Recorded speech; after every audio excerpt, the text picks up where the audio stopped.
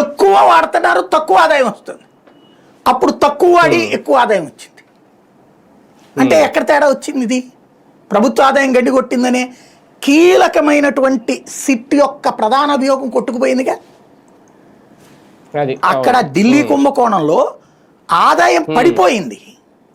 ప్రభుత్వానికి నిరంతరం వచ్చే ఆదాయాన్ని పెంచుతానని ఆ పాలసీ పెట్టాడు కేజ్రీవాల్, కానీ ఆదాయం పడిపోయింది. ఆ కారణంగా బుక్ అయ్యాడు. ఇక్కడ ఆదాయం పెరిగింది.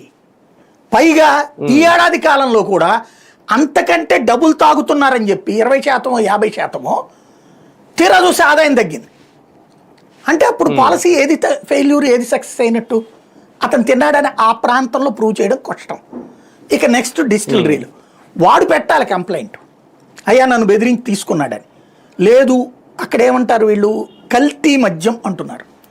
ప్రభుత్వం పవర్లోకి రాగానే అప్పుడు ఉత్పత్తి అవుతున్న మద్యాన్ని ఏమన్నా కనుక సీజ్ చేసి వాటి తనిఖీలకు పంపించి అందులో ఇట్లాంటి కంటెంట్స్ ఉన్నాయి అని చెప్తే కోర్టులో చెల్లుబాటు అయ్యేది. ఇప్పటికి అదే మద్యాన్ని 6 నెలలు అమ్మారు. అయ్యే బ్రాండ్స్ 6 నెలలు అమ్మారు. ఇప్పుడు ఇంకో కొత్త బ్రాండ్స్ వచ్చినాయి, ఆ బ్రాండ్స్ అమ్ముతున్నారు కదా. అందులో నువ్వు ఇప్పుడు అయ్యే డిస్టిలరీలు కదా, మళ్ళీ పోనీ వేరే డిస్టిలరీలా, కొత్తగా కొన్ని డిస్టిలరీలు కూడా తీసుకున్నావు, ఆ డిస్టిలరీల నుంచినే తీసుకున్నారు మీరు మద్యం.